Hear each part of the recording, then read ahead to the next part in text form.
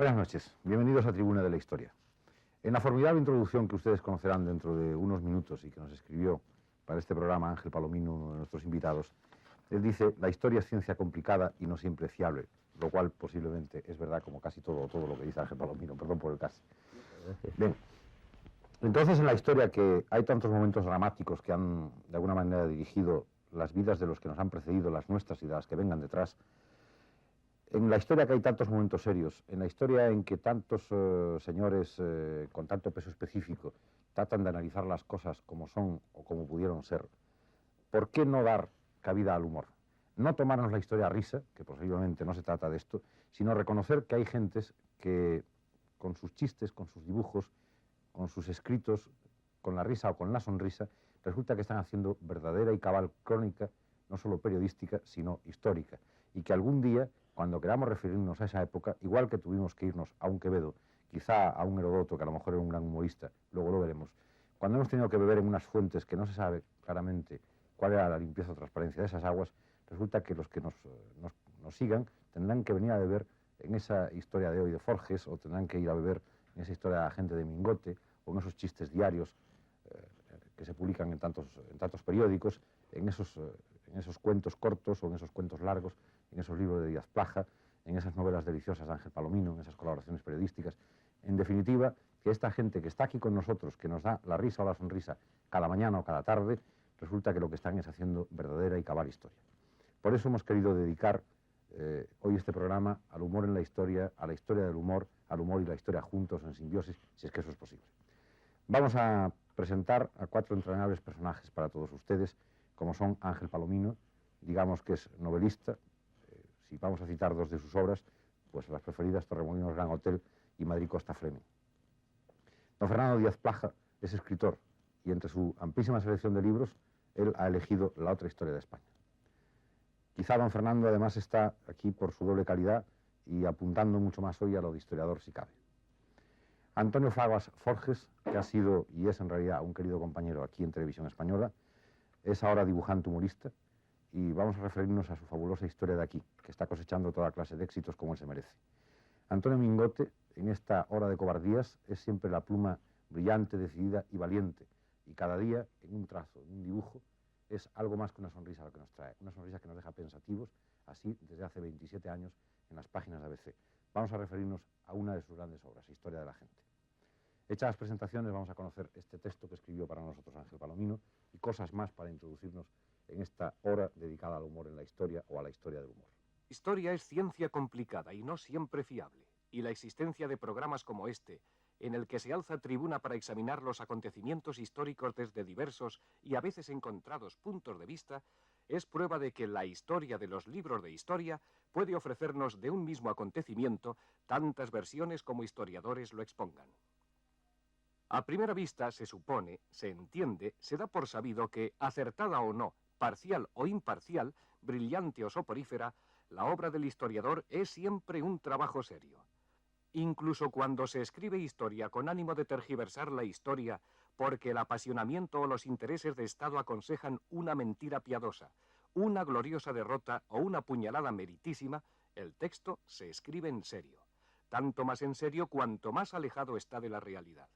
Y siendo esto así, y admitiendo que puede haber tantas historias como historiadores, parece lícito, digno, justo y saludable tomar en consideración el trabajo del historiador humorista, la presencia del humor en la historia.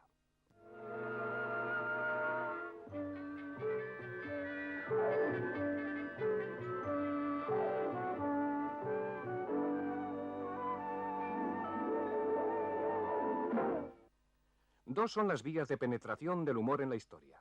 Una por obra del humorista y otra por la propia realidad histórica, por el comportamiento divertido, ridículo o ingenioso de los personajes históricos.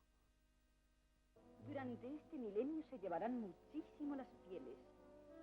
He aquí un modelo muy juvenil realizado en finísima piel de dinosaurio salvaje en tono champán. El escote albiés deja al descubierto el hombro derecho, lo que le da un toque de singular picardía.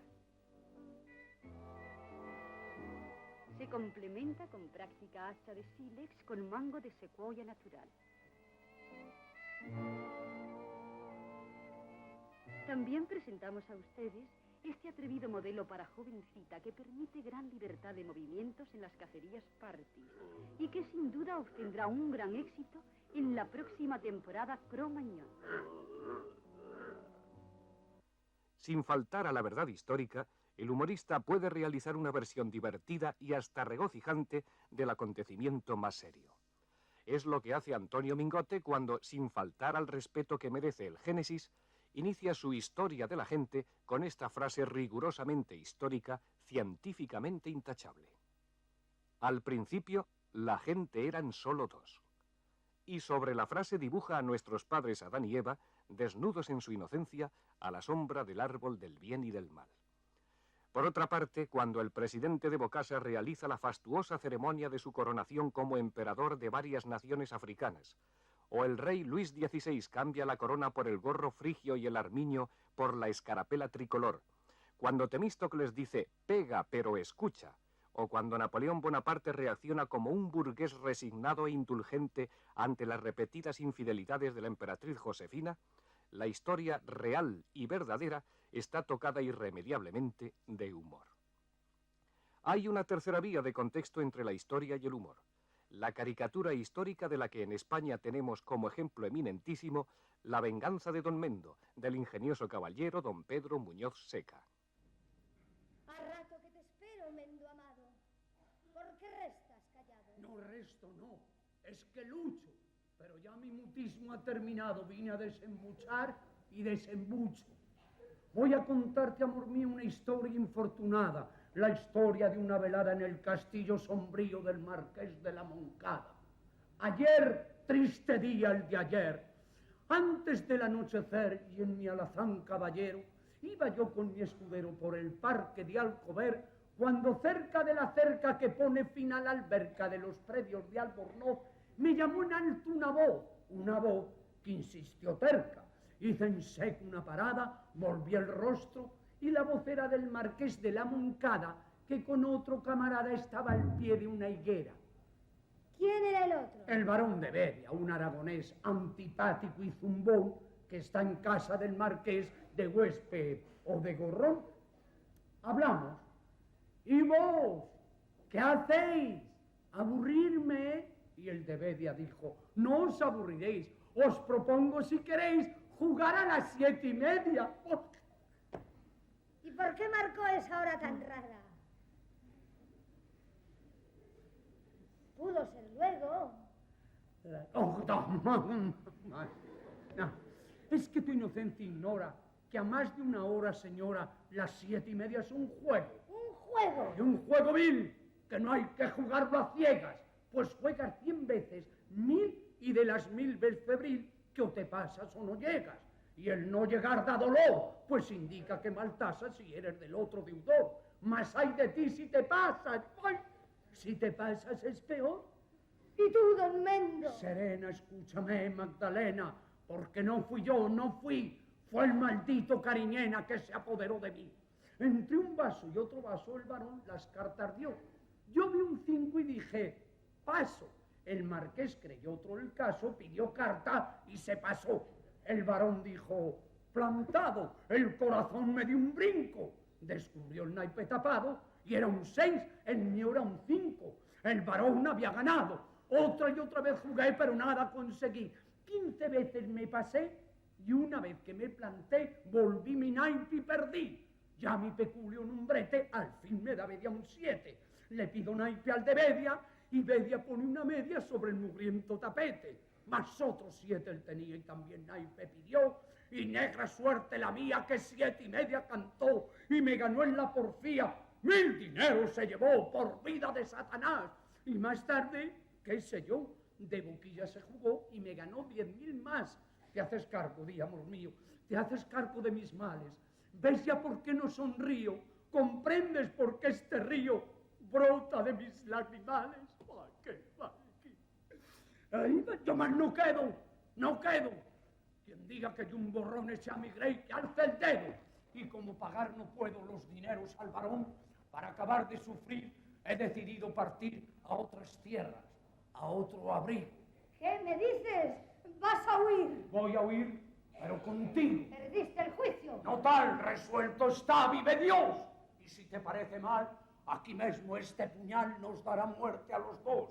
Primero lo hundiré en ti y te daré muerte, sí, lo juro por Belcebú. Y luego tú misma, hundes el acero en mí. ¿Es posible la coexistencia y aún la simbiosis humor-historia? Sin duda, la conexión es posible. También cuando el humorista fabula, satiriza o hace caricatura de una época, está historiándola.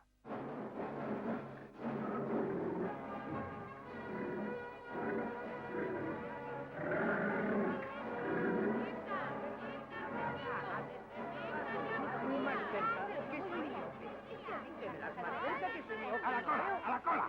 ¡Qué barbaridad! ¡Para el circo entradas! ¡De sombra, que no hay! ¡Para el circo entradas! ¡Very dangerous and typical show!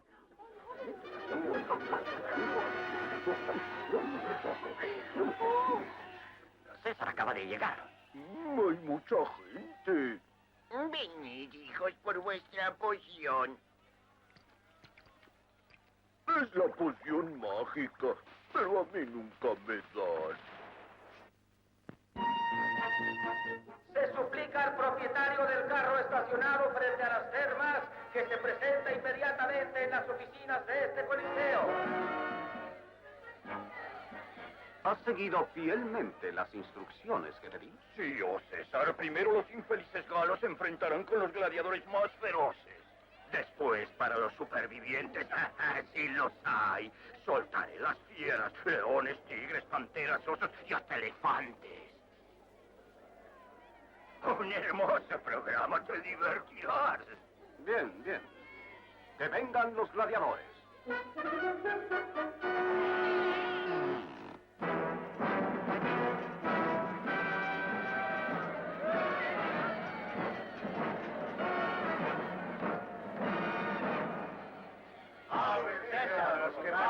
Debemos estar preparados. Pronto será nuestro turno. Bueno, yo iré por delante y ustedes me seguirán. En orden, por supuesto. El público nos estará viendo y hay que tener dignidad. ¿Y por qué vas a entrar tú primero? Porque soy el jefe, solamente por eso. Nosotros hicimos todo el trabajo, ¿verdad, Asterix? Razón de más, nosotros debemos divertirnos también. Sí, solo se divierten ustedes. Soy el más viejo de la aldea, voy primero. No, tú primero. Primero yo. Las mujeres. ¡Yo daré tu merecido! Uno se sacrifica y todos quieren la gloria. ¡Cállate, gordo! ¡Panzón! ¡Oh, Asterix! Me llamo Panzón. Entren ya los galos.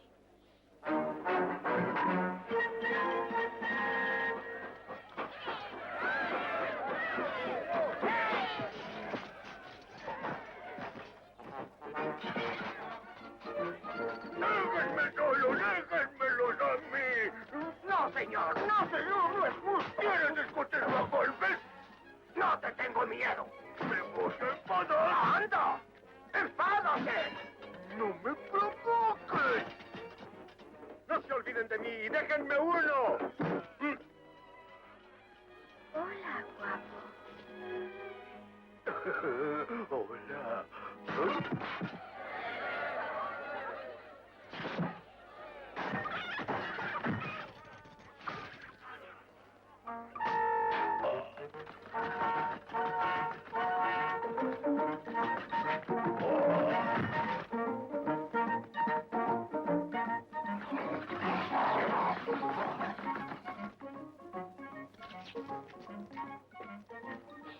¡Gané!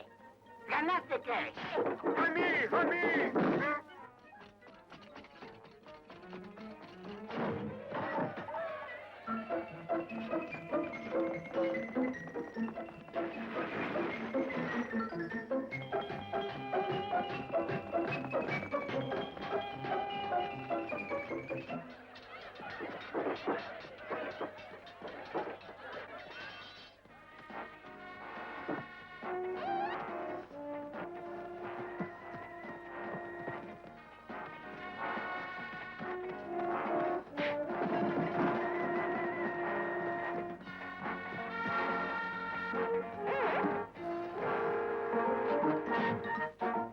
¡Vamos, venga, venga, venga!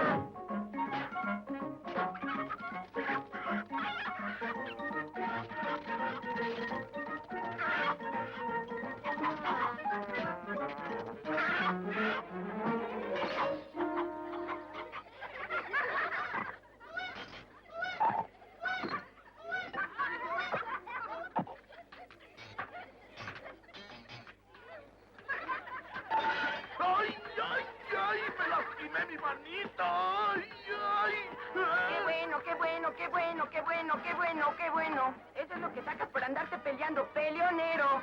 ¿Ah, sí? ¡Toma! ¡Aquí! ¡Aquí! ¿Quién fue? ¿Quién lo arrojó? ¿Quién arrojó eso? ¿Vieron quién arrojó ese pastel? ¿Lo vieron? ¿Lo vieron, chicos? Las fieras. Suelten a las fieras.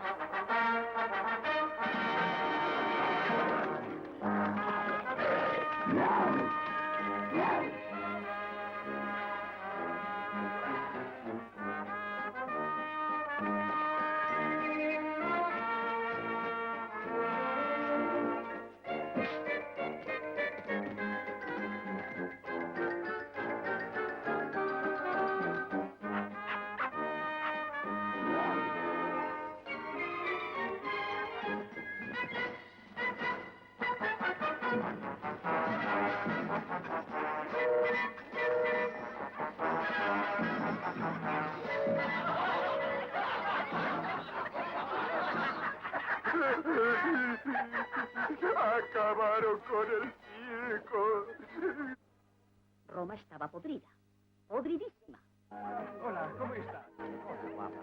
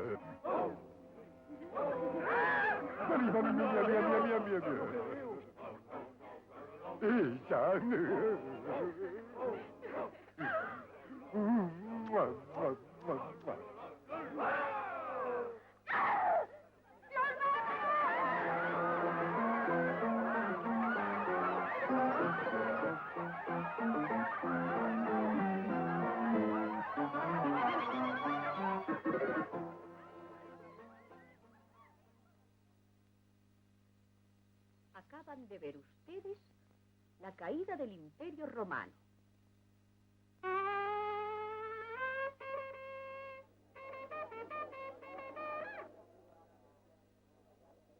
Desde hoy, día de San José de Cupertino, quedan prohibidos los espectáculos paganos. Se recomienda, en cambio, la puntual asistencia a las cruzadas.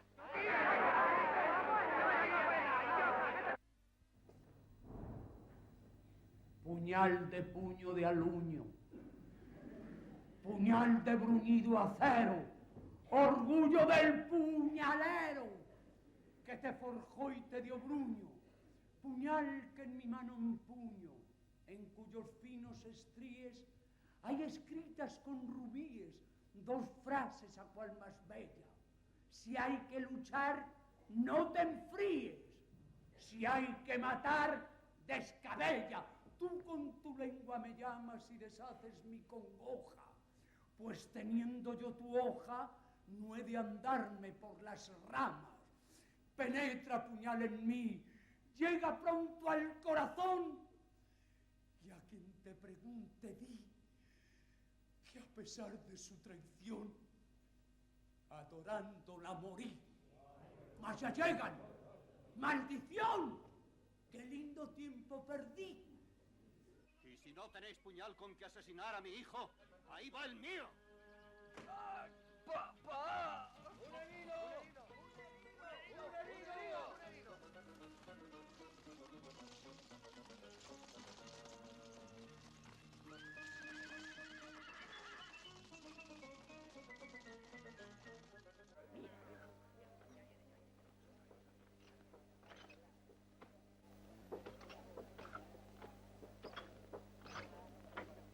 El foco, la luz del foco.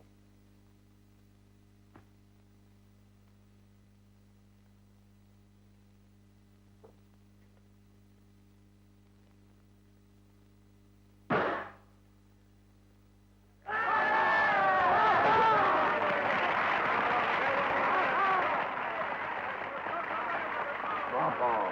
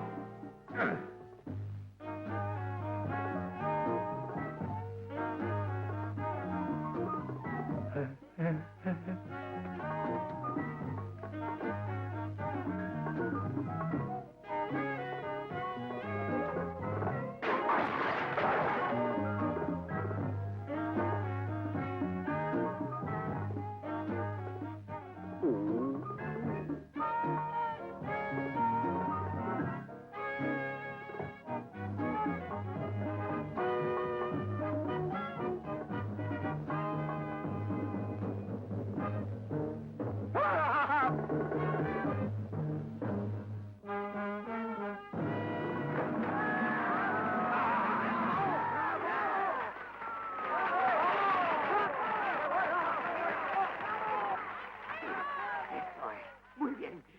Eso tiene que ser. Eso es. ¡Tierra! ¡Tierra!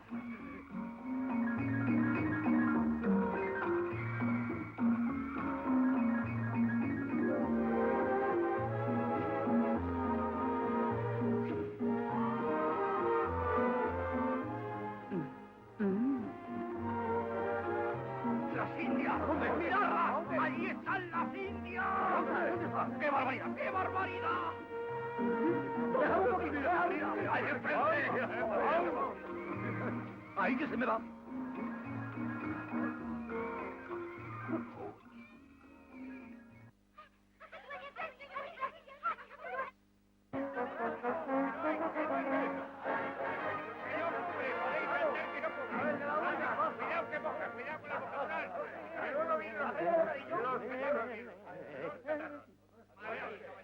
Quietecitos, por favor, quietecitos. El pajarito, el pajarito.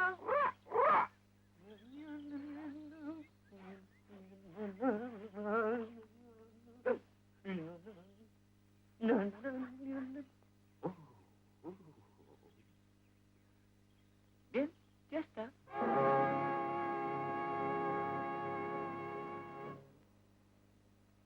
Bueno, ¿a qué esperan? Saldrá mal. ¿Me he movido? A mí 3 copias, mozuelo. Bien, después de largos días de penurias, nos aguarda finalmente la conquista de las Indias. ¡Oh! Pero silencio. ¿Qué resplandor se abre paso a través de aquella ventana? Es el oriente y Julieta el sol. Surge esplendente sol y mata la envidiosa luna, lánguida y pálida de sentimiento, porque tú, su doncella, la has aventajado en hermosura. Fila 3, pasillo central, sígame. Que es envidiosa. Se verá bien, ¿qué te parece? Su tocado de Es la metales fila 3, y amarillento, Por aquí, por favor. Gracias. Habla, amor. Habla. Contéstame. Que esta noche aparece sobre mi cabeza tan esplendorosa. Déjame ver el reparto.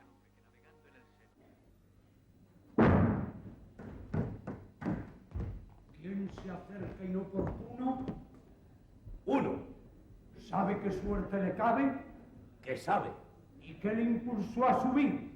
Reñir. ¿Dijo reñir o morir? Reñir y matar si cabe, que entró por ese arquitrabe uno que sabe reñir. Morirás, rayos y truenos. Menos. Que mi espada vida roba. Coba. ¿Eres juglar o escudero? Caballero. Entonces con más esmero. Pues vamos presto a reñir, que no os tenga que decir menos coba, caballero. Decid cuál es vuestro nombre. ¿Mi nombre queréis par 10? Pues un hombre.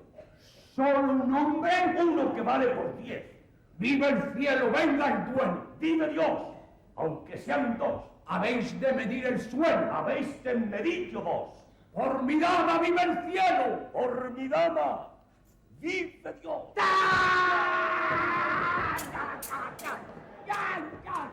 Voces, ayes, luces, ruido. Si me ven está perdida y yo con ella perdido. Hay que buscar la salida. Paso, Franco. ¡Abre la casa! Paso. Lo impide mi hacer. Paso, digo, caballero. Yo digo que no se pasa. Por favor. No hay compasión, no salís, lo he decidido. Y bien en sí estoy perdido. Paso. Nunca. ¡Maldición! ¡Atrás todo el mundo! Que solo a mí toca defender mi honor. Aunque anciano matar a los dos puedo, que cuando empuño la tajante espada, ni nadie pudo resistir, ni nada logró borrar la máxima sagrada que hice grabar en su hoja de Toledo.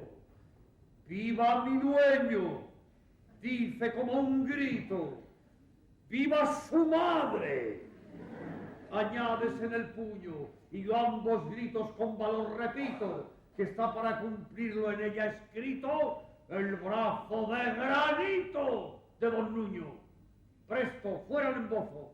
Presto, fuera. Explicad por qué estáis en mi castillo. ¿Quién sois? ¿A qué venís? Es muy sencillo. ¡Heredero! ¡Dios! ¿El duque era? Un rayo que a mis plantas cayese de la altura, un sol que a medianoche luciese en la negrura, un cuervo que trocara su negror en albura, extrañaranme menos que esta loca aventura. El de toro en mi casa, de tan rara manera, ocultas por el manto la faz y la cimera, con la espada desnuda y la voz altanera, violando mi castillo, mi honor y mi bandera. Tu honor nunca, don Nuño, porque tu honor es mío. Y por serlo, don Nuño, vine a tu señorío, y te juro, don Nuño, que no vine en baldío. No entiendo. Pues yo mismo te explicaré este día. Al despuntar el día y en unión de mi paje Ginesillo dejé la corte y vine a tu castillo para ver a su dueña y dueña mía, cuya regia hermosura me enamora. Llegué de noche, mas llegué en buena hora, porque cuando a llamarme disponía, vi una escala de cuerda que pendía de esa terraza y que a sus pies estaba un hombre que a la escala defendía. Quise saber lo que aquel hombre hacía y quién era el doncel que aquí se hallaba y aquí en la escala vive Dios servía y qué mano la echaba y qué mano después la recogía, que ya que aquí moraba la dama que el amor me destinaba. Era muy justo hacer lo que pensaba y muy justo saber lo que quería. Puse en fuga al follón que me estorbaba, subí y entré. Y en esta estancia vi un hombre, y cuando yo con él reñía llegasteis. Y eso es todo. Ahora espero que me digáis con claridad de día qué aguarda y qué hace aquí tal caballero. Hablad. ¿Calla? ¿Qué? ¡Magdalena! ¡Esa escala en una almena! Padre, ¿qué piensas de mí? ¿Eres inocente? Sí, pura como la azucena. Tú mismo has de verlo aquí, en mis ojos. Clara luna en donde tú siempre lees. Entonces voy a armar una de las de no te menes. A ver pronto quién la escala esa embozada arrojó. Yo mismo. ¿Qué dices? Yo. No es posible. Nadie iguala mi destreza en el trepar para una torre invadir. Excusaos de preguntar. Yo la eché para bajar, no la usé para subir. Por las grietas del torreón trepé cual una raposa, que eso en mi conde no es cosa que llame ya la atención. Pero como en el descenso suele más peligro haber, y yo cuando subo pienso que tengo que descender, llevo siempre a previsión una escala de Garduño, y esa es la escala de un Nuño que pende del torreón. ¿Y a qué subisteis? Señor, no acabo de imaginar. ¿Fue el amor? No fue el amor. Entonces, subí a robar. ¡Qué miserable! ¡Presto, a él! ¡Quieto! ¡Infeliz de aquel que intentare! ¡Ay, Dios! Llegar a don Mendo Salazar y Bernalde de Montiel. ¡Ladrón vos, don Mendo! ¡Vos! Por salvarnos a las dos y a ver su infortunio labra. De salvalla di palabra y la cumplo, vive Dios. Un marqués cual vos, que afrenta cuando viose acción tan doble. Nunca ha de faltar un noble que robe más de la cuenta. Pero vos, y a fuer de honrado, antes de rendir la espada que mi delito ha manchado, quiero confesar que nada de amor a mí aquí arrastrado. No, nunca lo creeré. Ni yo. ¿Qué decís? No sé, permitid que en creerlo luche. Mirad, hay aquí un estuche. El de tu collar. ¿Sí? Como tampoco valía, no lo quise para mí. Pero ¿y el collar? Aquí. Era verdad. Lo tenía. Tomadlo. Y perdón, señora, si os lo quise arrebatar. ¿Estáis convencido ahora de que vino aquí a robar? Convencido y dolorido de haber dudado de vos. Y os pido en nombre de Dios para mi crimen olvido. Pronto mi esposa os haré. Como ya está concertado, ¿me perdonáis? Perdonad. Cielo santo que escuché. Ella su esposa. Si tal es verdad, estimo que salvándola hice el primo de una manera espantosa. Pronto de saberlo sí, que de preguntarle yo y he de arrancarle más. Y la palabra que di. Presto, tomadle la espada y a un calabozo sombrío, llevadle. Prenda adorada. Don Pero mío. Ah, no, mi venda cayó, he de confesarlo aquí, pero no es posible, no. Dios santo, ¿qué iba a hacer yo? Y la palabra que di. ¡Sujetadle! ¡Atarás, follones! Que solo así un caballero puede entregar el acero que combatió en 100 acciones. ¡Ya! Vive Dios que tal pujanza ni tal orgullo comprendo. Venganza, cielos, venganza. Juro y al jurar te ofrendo que los siglos en su atuendo habrán de mí una enseñanza, pues dejará perduranza la venganza de don Mendo. Ángel Palomino, ¿es posible esa simbiosis, usted apunta ahí y deja como la pregunta en el aire al final de la crónica, ¿es posible esa simbiosis entre humor e historia? ¿Pueden coexistir la historia del humor o el humor y la historia? No solo pueden coexistir, sino que la vida hace que coexistan, es decir, que los acontecimientos históricos a veces pues están llenos de anécdotas graciosas, incluso de anécdotas dramáticas. Hoy mismo, ahora mismo, Madrid está siendo escenario de los preparativos para una conferencia internacional para la paz, en la que llevan no sé cuántas semanas discutiendo un hecho histórico que se va a producir, que va a ser esta conferencia, y lo que están discutiendo es el calendario, tratando unos personajes históricos de dilatar la parte menos conflictiva en la que no se va a decir nada, y dejando muy reducida la que puede ser conflictiva para ellos. esto es muy gracioso porque las discusiones se elevan al tono de la categoría de las discusiones bizantinas, cuando lo que se discutía era el sexo de los ángeles y los turcos estaban a punto de cepillarse el Imperio Romano. Su opinión, señor Díaz Plaja. Sobre el humor en la historia, yo creo que puede haber simbiosis. Sí, tiene que haber simbiosis, tiene que haberla, porque evidentemente la historia está compuesta por una serie de elementos humanos y esos elementos humanos tienen una capacidad de humor, afortunadamente para nosotros. Lo malo de la historia, y eso ha sido la razón de que tantos estudiantes la odiaran, es que ha sido presentada siempre como una serie de acontecimientos de gente muy seria, muy barbuda, pero barbuda en el viejo estilo, no el del progre de hoy, y le han quitado la gracia esencial que tienen sus líneas primeras, es decir, tratándose de hombres y de seres humanos, siempre se produce el chiste, un chiste producido por la forma de reaccionar ante elementos distintos. Yo tengo, por ejemplo, en mi otra historia de España, un comentario sobre un texto que durante años y años ha sido aceptado como normal, que decía que al rey Fabila se lo comía un oso. Entonces yo decía, bueno, pero aparte de que se lo comiera un oso, ¿qué le ocurrió al rey Fabila? Tendría sus problemas, tendría sus gobiernos, tendría sus dramas íntimos. Pues no, 2 líneas despachaban al rey Fabila, se lo comió un oso.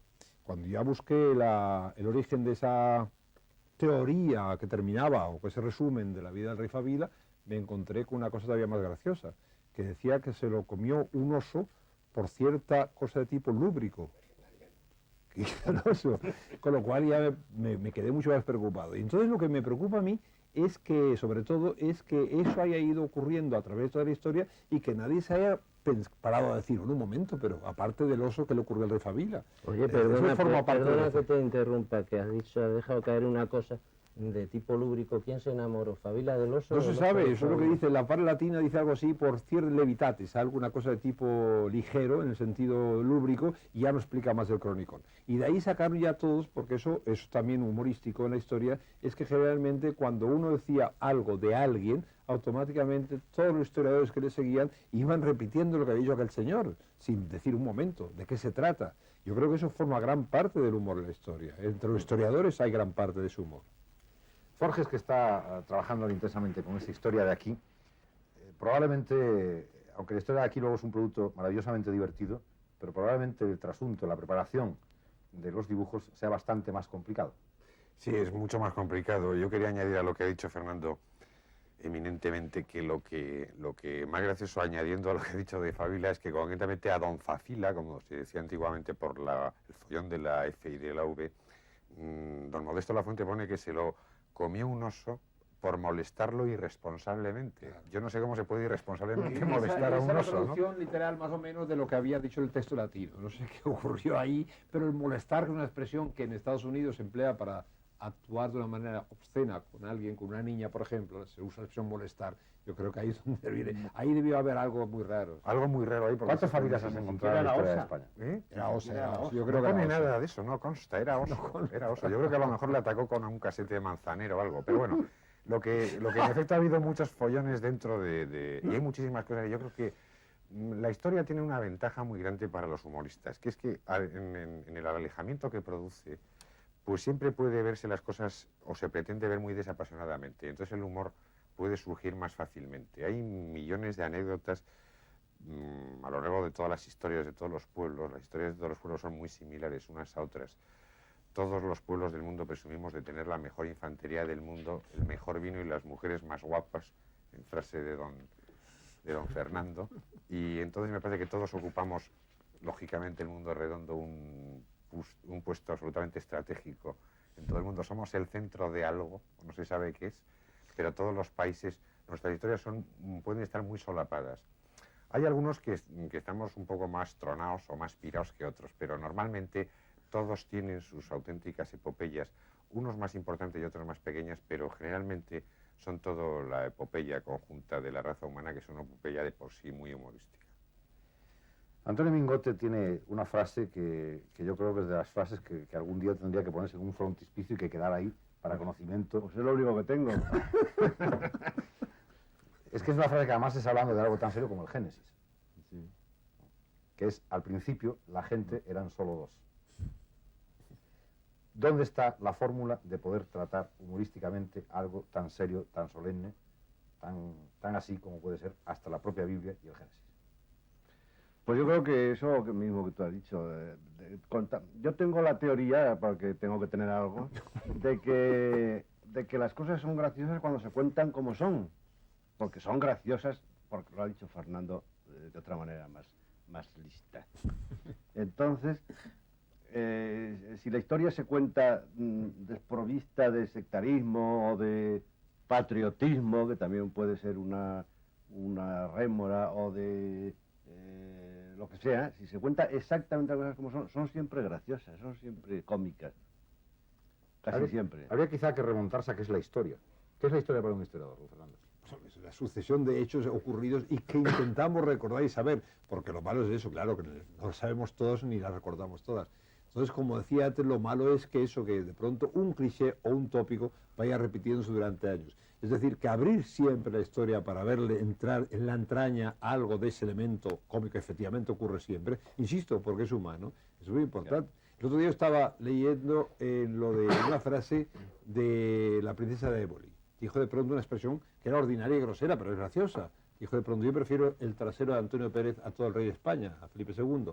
Eso es una expresión ordinaria y grosera, pero que tiene un gran intríngulo. Es decir, había un desgarro de tipo humorístico y gracioso sobre la posibilidad de que un rey le impidiera estar en relaciones con Antonio Pérez. Es decir, lo bonito de la historia es precisamente eso, que son humanos, son gente como nosotros. Y lo malo que ha ocurrido en la historia, e insisto, que la ha hecho antipática a mucha gente, ha sido ponernos en hornacinas, ponernos unos altares a unos señores anteriores que tenían exactamente los mismos problemas que nosotros, en cualquier sitio, en el hogar, en la calle, en el campo de batalla. Entonces, cualquier elemento de tipo que pinche un poco ese globo enfático que nos han acostumbrado es divertido. O cuando el gran capitán dice, por ejemplo, picos, palas y azadones 100 millones, hace sarcasmo, hace humor sobre una cosa que le pide. Es mentira, claro, ¿cómo va a haber gastado ese dinero? Cuando dice tantos millones por las campanas rotas por repicar por la victoria, guantes olorosos para evitar el hedor de los muertos enemigos en las batallas. Todo eso naturalmente es mentira, pero tiene un sentido del humor, un sentido sarcástico, porque le habían pedido una cosa que es concretamente unas cuentas que le irritaban a él, que había ganado tantas batallas. Pues eso es el sentido del humor. El gran capitán tenía sentido del humor. Entonces, lo que hay que hacer es aceptarlo eso como cosa humana, como valor auténtico y real.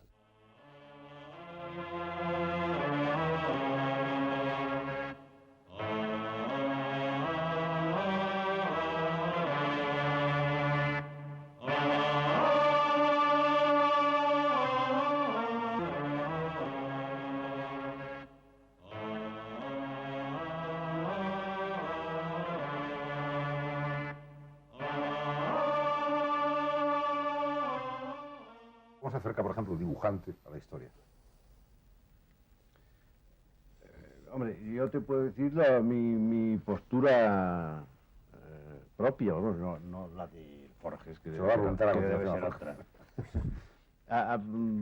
Por ejemplo, a mí de la historia, bueno, lo demuestro con el título de lo que estoy haciendo ahora, que es la historia de la gente. No me interesan los grandes personajes ni las grandes, excepto el gran capitán, que dice Fernando que tenía sentido del humor. En general, no creo, no hay muchos que tengan sentido del humor. Yo creo que los que han hecho las cosas divertidas ha sido la gente. Igual que ahora me interesa menos lo que hacen los diputados en el Congreso que lo que comentan la gente en la calle, que me parece que es mucho más amplio e incluso más útil, pues en la historia lo mismo, me parece que la gente es la que ha hecho las cosas, ha hecho las grandes tonterías, grandes barbaridades, grandes heroicidades, cosas sublimes y cosas estúpidas. Yo creo que ahí está que el enfrentarse con eso es el trabajo personal mío, en este caso, vamos. No sé, además no sé. ¿Y Forges? Yo me quedo un poco entre lo que habéis dicho los dos, porque creo que efectivamente la gente que tú has dicho es exactamente, o sea, un rey puede ser gente también. Entonces yo creo que, por ejemplo, hay absolutas cosas muy curiosas dentro de la historia, y hay 80.000.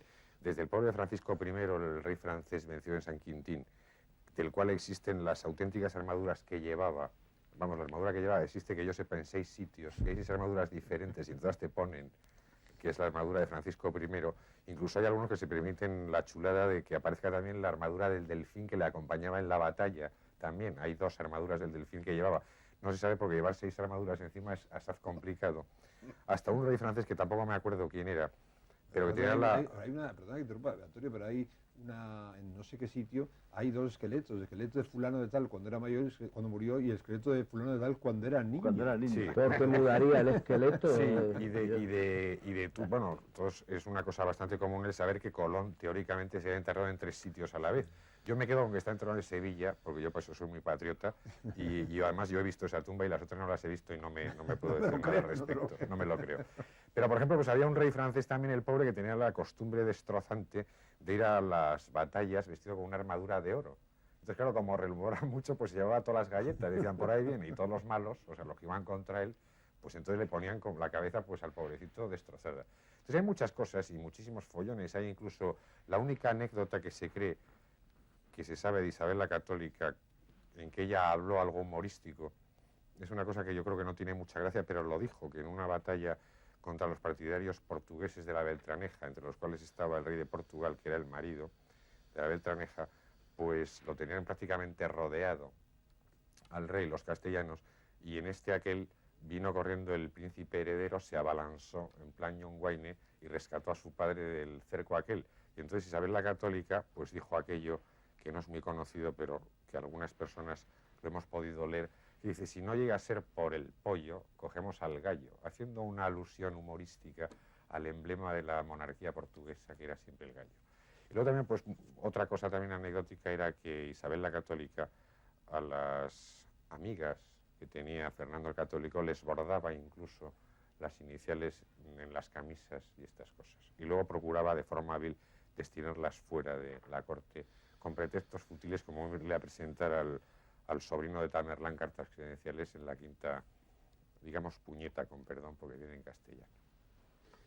¿Y un escritor cómo aborda la historia? Ángel Palomino, por ejemplo. ¿Dónde está el punto donde dice, esto es historia divertida, esto es humor, esto se le puede sacar? Bueno, es que pasa una cosa. Yo creo que los personajes históricos, los historiadores, tienen bastante culpa, y no lo digo por Fernando, que ha hecho la contrahistoria, ha hecho la otra historia, precisamente quitándole barba a las versiones de los historiadores. Son los historiadores los que hacen serios a los personajes, porque esto mismo que ha contado Forges de doña Isabel y el gallo, lo ha contado un humorista y lo ha contado como una cosa graciosa, pero los historiadores nos han contado, por ejemplo, lo de don Fernando cuando dijo, yo arrancaré uno a uno los granos de esa granada.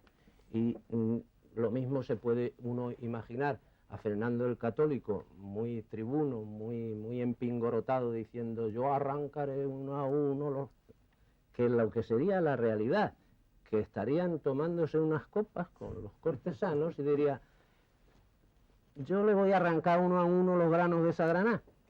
Y entonces todo el mundo... En andaluz no lo dijo. En andaluz lo pudo decir. ¿Y qué? Pero estaba en Andalucía. Tú sabes lo que duraban en pega. A mí se me pega mucho el andaluz. Yo hasta supongo que se le pegó.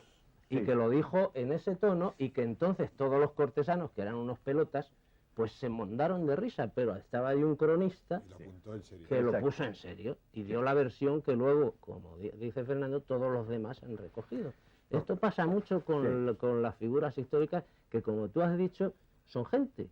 Entonces, hay que ver las escenas más melodramáticas que nos cuentan los historiadores, pues son las escenas que luego resultan ser las escenas de celos que tenía Napoleón con Josefina, que eran unas escenas absolutamente de vodevil.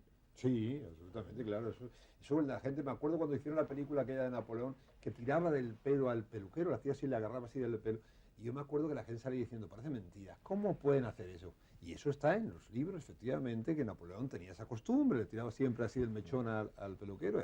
Lógicamente, pero ¿cómo va a estar Napoleón siempre en Napoleón? Desde que se levantaba hasta que se acostaba, tiene que estar humano de vez en cuando. De eso también tienen la culpa, creo yo, los autores dramáticos o los directores de cine. O eso lo han sacado que también. Siempre que sale un señor con una barba de 2 o 3 siglos, entonces habla ampuloso y engolado, pero Siempre, absolutamente. Sí, Nunca, jamás se ve, Eso de- excepto en las series inglesas donde la gente habla, que hable naturalmente, que hablen con naturalidad. Sí, como luego, tal. pero luego los doblan y dicen, querida, y se lo cargan. También Pero dicen por respecto a lo que tú decías, los escritores, el mayor favor, los novelistas, los fabuladores, los que cuentan historias inventadas, creo que el mayor favor que podemos hacer, no digo que yo lo haga, pero en general hace el novelista a la historia, es contar lo que no es historia. Es decir, que hoy en Pío Baroja, en Cervantes, en cualquiera de los escritores, de los creadores de historias, de fábulas de una época, está la historia de esa época, que es la historia, como la titula Mingote, la historia de la gente.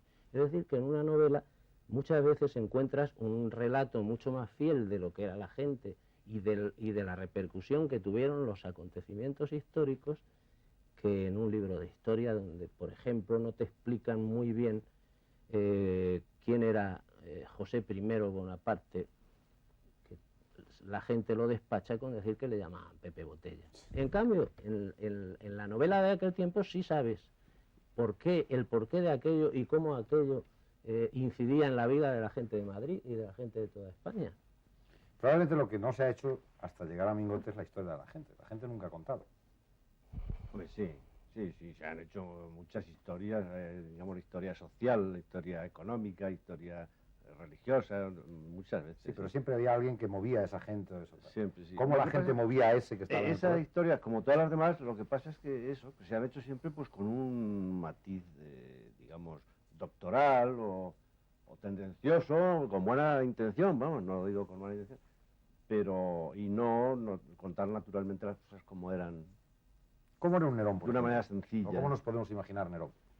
Bueno, yo una cosa es, yo lo he dicho ya alguna vez, la idea de los emperadores romanos, que se puso ahora muy de moda con lo de Yo Claudio en la televisión, es que la gente no sabe hoy que eran muy populares.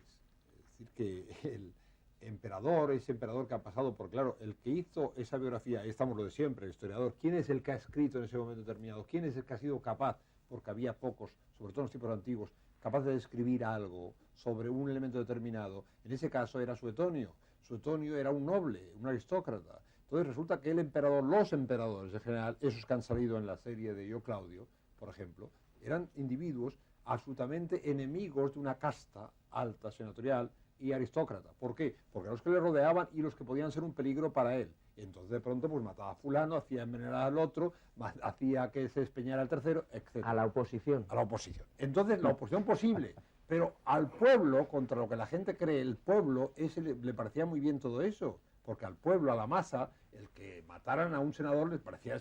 Toma, y ahora. Depende del senador. Y entonces resulta que era popularísimo la gente. ¿Cómo es posible que Nerón fuera popular? Pero si Nerón, para la masa, para el pueblo de Roma, era un señor que les daba trigo gratis, les daba circo gratis, que les llenaba el estadio Bernabéu de entonces gratis. De manera Luego les que quemaba la ciudad. ¿Eh? Les quemaba la ciudad. ¿O qué hacía la gente? Lo que quemó fue su burra, que era un barrio absolutamente podrido y absolutamente Además, fue una fumigación lo que hizo Nerón.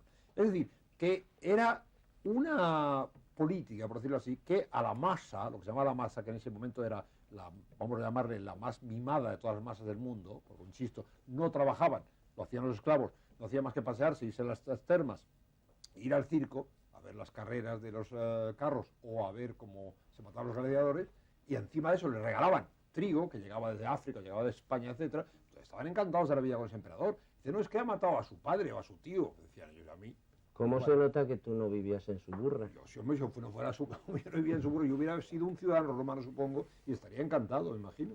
Yo creo, volviendo un poco a lo que decía antes Palomino de lo de Fernando el Católico, yo creo que también había una figura en las cortes de aquellas épocas, que era un cortesano que desempeñaba el papel, que era el rimbombador, que era el que daba rimbombancia a frases absolutamente estúpidas que decían determinados personajes. Yo creo que, por ejemplo, Fernando el Católico, por su talla intelectual, que no era muy alta, y yo creo que no era capaz, me parece a mí, de coordinar una frase, digamos, de ese estilo. Yo creo que Fernando Católico era un hombre de acción y de poco pensamiento. No, pero perdona, lo de la Granada y esta Granada es una cosa muy sencillamente lo que quería decir con eso era que iba a tomarlo muy calmamente toda la acción final de la Reconquista. Sí, pero yo estoy seguro iba a tomar, no atacar de golpe, sino que iba a ir eliminando vamos a llamar las hojas de salcachofa. Ya está el historiador, perdona. ¿Es verdad? No, yo creo que lo que quiso fue hacer un chiste y nada. No, yo creo que realmente lo que fue un proyecto. Sí, yo creo que realmente fue que llegó un mensajero, estaban comiendo, como ha dicho Ángel, y dijeron: Majestad, los nazaritas de Granada se niegan a pagar el tributo.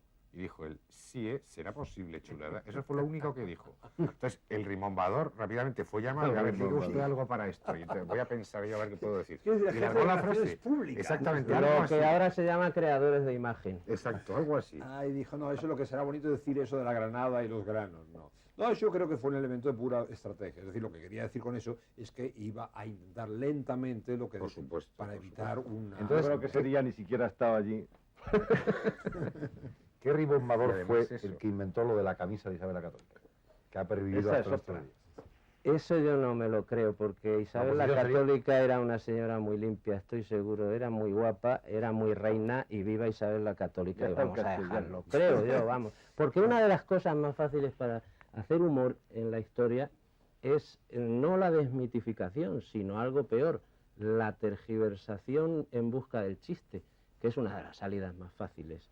Es decir, Jardiel Poncela, por ejemplo, tratando el asunto de Guzmán el Bueno, terminaba con unos versos en los que decía: ese hijo no es mi hijo, que es hijo del conde de Clavijo, que tuvo un resbalón con mi señora. Con toda la admiración que yo siento, qué admiración, adoración por Jardiel, esto lo escribió cuando era joven y andaba a la busca de los 5 duros de una colaboración.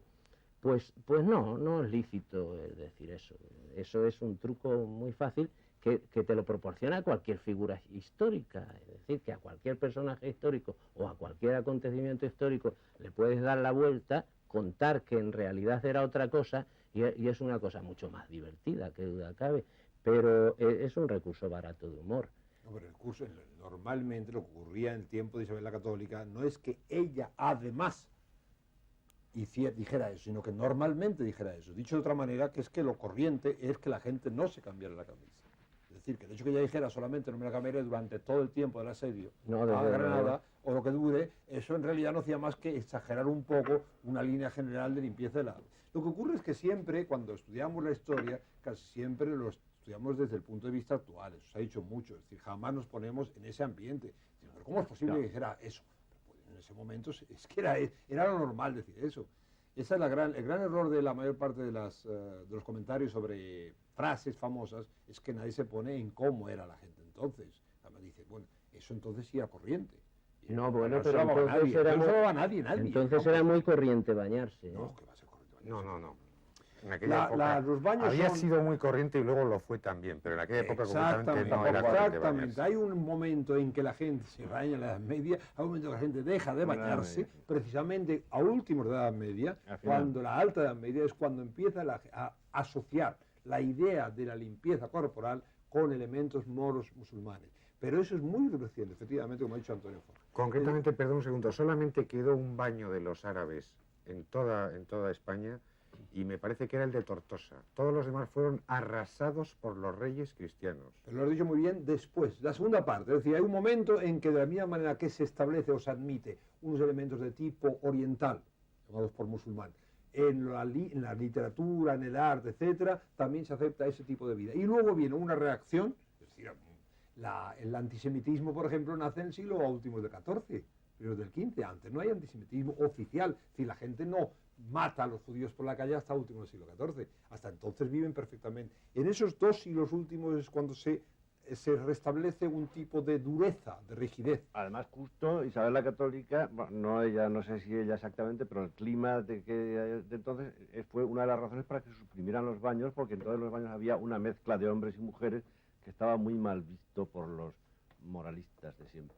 Eso unido a una supuesta propagación de pestes o lo que sea, eso fue lo que se suprimieran los baños. Yo te puedo decir, porque he vivido en países árabes, que los baños públicos suelen ser un lugar de cita cita amorosa. Como lo era aquí.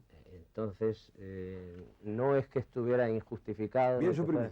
Bueno, eso es otra No, cosa. yo no digo bien, Eso ya. no digo bien suprimido, pero la realidad es esa. Sí, claro.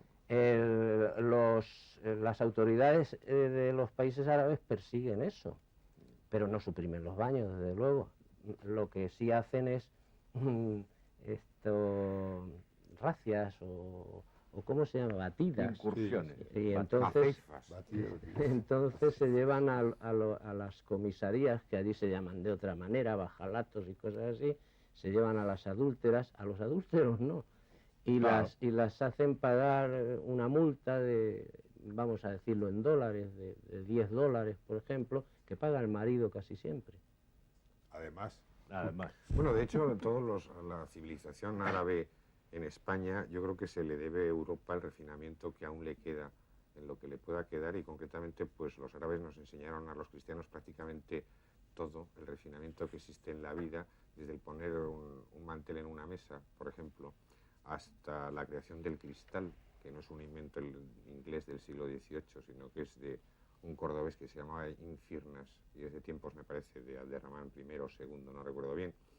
Y de hecho, por supuesto, pues en aquellas épocas en que el refinamiento llegaba a grados extremos, como que este mismo Infirnas se tiró con unas alas de plumas en plan Norma Duval, pero en plan Califal, del Monte el Brillante de Córdoba, y voló 5 kilómetros cayendo dentro del estanque, de uno de los estanques de la Ruzafa, que por aquellas épocas era el palacio, digamos, de verano imperial, y entonces el califa, que estaba muy asustado allí, se pegó un susto tremendo, se creyó que era un ángel que había bajado y había volado 5 kilómetros. Pues en aquella época, en el otro lado, en los reinos cristianos, la parte más en contacto con los árabes, pues entonces iban poco a poco, digamos, modernizándose.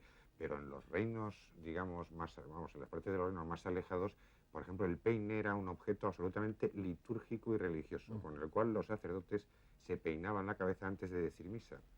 Y había incluso una oración que se ha perdido, que se llamaba la oración de peinarse. Y todos los señores, o sea, si eso era una cosa religiosa, eso quiere decir que no podía nadie, digamos, hacerlo. Entonces, imaginaos las pelambreras que se debían llevar en aquellas épocas a todos los niveles. Claro, era la famosa guarida de toda clase de bichitos, y tenemos en nuestra magnífica literatura muchos relatos medievales en el cual los amantes están pelando la pava, pero realmente lo que están haciendo es capturándose enanos semovientes de la cabeza el uno al otro, y figura como una cosa bella y poética. Ahí hay otro truco para hacer historia de humor, que tú lo utilizas mucho, porque enseguida les hablas a los godos del spray desodorante por menos de nada, o del DDT, y claro, es una manera de hacer humor. Sí, extrapolar las situaciones ¿Quién tiene la actuales, culpa, por ejemplo, de que los reyes godos, que sin duda tenían altísimas misiones y cumplieron altísimas misiones, como fue la de inventar España, y los reyes godos se ha quedado reducido a una lista que nos aprendíamos de niños? Bueno, claro, sí, ¿Pero quién tiene la culpa? Porque no era muy sé, palizas. eso es evidente, yo creo que fue en el siglo XIX de ellos. El bachillerato. Ya, pero si no sé de dónde procede, evidentemente. Bueno, claro. Organizaron una serie de listas creyendo que eso... cuidado también, que pasa lo de siempre, que hemos ido, como es el país pendular por excelencia, hemos ido de un lado a otro. Porque ahora la gente, en vista de que no se puede decir la lista de reyes godos, ya no saben en qué época estaban los reyes godos, no saben de qué siglo estaban ni qué año. Pero bueno, como siempre, es decir, entre saberlos uno a uno, a no saber nada, saber dónde son, pues da igual que sean del siglo XII, XV, XVIII, V, IV, está igual. Entonces hay una cosa intermedia, yo creo que sí, yo creo que hay que situarles en su época, y dentro de esa época, pues sí, efectivamente sacarles sentido del humor porque lo tienen. Hay que ver, por ejemplo, Bamba es un rey realmente cómico, es un rey que tiene... Bamba era un rey muy respetable, porque le obligaron a ser rey, él no quería. Pero bueno, y luego le obligaron a no ser rey, primero le obligaron a ser rey y luego le obligaron a no ser rey y lo pelaron y lo dejaron sin ser rey. Sí, es quizá de los reyes godos el más discutido, tiene grandes partidarios y grandes... De todas maneras, lo de los reyes godos, el humor está en la lista. Es No, decir, y además la yo lista por sí sola Ya ya resulta divertida. Pero yo creo que... Está en el último, porque en el segundo rey godo la lista eran 2 nada más, fíjate que fácil. O sea, que era muy... pero yo creo que no es mal sistema pedagógico, porque como dice Fernando, ahora nadie sabe quiénes eran los godos. No saben. Pero cuando te obligaban de pequeñito a aprenderte la lista, te daban como si dijéramos el esquema sobre el cual tú luego podías indagar más y enterarte del encuentro afrodisíaco que tuvo Fabila con el oso y todas esas cosas. Bueno, pero si no sabes nada, si lo que quieren es que tengas una idea general sobre los godos, pues lo más seguro es que no te quede nada. Y de esa manera te quedaba marcada a fuego la lista que te servía luego para ampliar conocimientos. A fuego, esa es la palabra. Pues yo sí. creo que el tiempo que tardábamos en empollarnos la lista de los reyes godos, que realmente si ahora mismo la podemos decir toda una generación o 2 generaciones de españoles, yo creo que en este caso afortunadamente hay una que no tiene por qué sabérsela. Me parece que es mucho más importante el saber, que es a lo que yo me hubiera gustado que me hubieran enseñado, qué es lo que significaron los godos realmente. Los nombres son los de menos, porque hay algunos nombres tan característicos que todos nos acordamos de ellos y ya tenemos una ligera idea. Realmente qué significó en la historia de España los godos, qué es lo que pasó con el arrianismo y el catolicismo, qué es lo que pasó, la forma de morir de los reyes godos, es cuando se alcanzó el grado sumo del asesinato político. Sí. Había milagrosas maneras desde... Eso decía uno, tenía un sistema buenos reyes godos que cuando el predecesor les molestaba lo mataban y entonces se colocaban en su lugar, decía más o menos un obispo francés. Bueno, los reyes godos, los reyes árabes, los reyes romanos, ese ha sido el procedimiento histórico en la Edad Antigua y en la Edad Media. No, yo creo que justamente como con los godos y los ostrogodos, los visigodos en España y los ostrogodos en Italia no se alcanzó refinamiento como tal, hasta el punto de que había expertos asesinos que eran los que, concretamente hay uno que se llama Sisberto, que fue el que se cargó y decapitó a San Hermenegildo, que luego fue a su vez apiolado, pero San Hermenegildo se cree que fue el cuarto que se apioló, pero hubo por delante bastantes más. Era un señor que ya tenía su oficina y llegabas allí y decía, me mate usted pero sin ir tan lejos, tú sabes que se está discutiendo mucho si al presidente Kennedy lo mató Oswald o fue una conspiración. Es decir, que eso, yo creo que fue Oswald y todo eso, pero imagínate que esto de Kennedy hubiera sucedido en el siglo III, entonces te creerías perfectamente que lo había asesinado una conspiración palaciega. Y así nos han llegado estas historias. Y además, si no ha sido así, es muy posible. No es ningún disparate pensar que murió por culpa de una conspiración palaciega. Entonces, lo que quiero decir con esto es que no estoy muy de acuerdo con la teoría de que esto de los procedimientos refinados para asesinar a la gente sea una cosa antiquísima. No, yo no creo en la conspiración palaciega. En el caso de Kennedy, por una razón muy sencilla. Conozco Estados Unidos bastante y la impresión que tengo es que una conspiración significan varios. Eso es auténtico. No hay manera de hacer una conspiración sola. Claro. Y en un país como Estados Unidos, que me lo conozco muy bien, donde todos tienen vocación de héroes, sobre todo vocación de salir en los periódicos y en la televisión, si eran tantos como tenían que intervenir, y tenían que intervenir muchos porque la cosa era muy grave, muy difícil y muy complicada, me extraña mucho, conociendo bien a los americanos, que no hubieran salido al menos 20 diciendo, yo estaba allí, yo fui el que llevé el recado, yo fui el que di la pistola, y eso es lo que me hace pensar que no la hubo. No porque no pudiera verla, que sí podía. Hay muchas razones de tipo histórico y sociológico para admitirlo como posibilidad. Pero conociendo, como insisto, al tipo americano, me extraña que en todo ese tiempo no haya salido alguien diciendo, yo voy a escribir un artículo para el New York Times explicándolo porque lo sé todo. Porque tienen una gran vocación de protagonismo. La grandeza del personaje tiene algo que ver con la receptividad que tenga el humorista para él. A ver si me explico. Un hombre como Colón, me parece, a lo mejor estoy equivocado, pero creo que es blanco, bastante blanco, de humoristas. Es decir, Colón siempre sale, como yo estoy apuntando así, Colón siempre sale, no sé, siempre parece que es un buen cliente para el dibujante gráfico.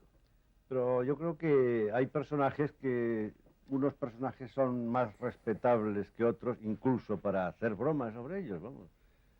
Colón no es no sé si es especialmente respetable, pero bueno, no hay mucha diferencia entre unos y otros.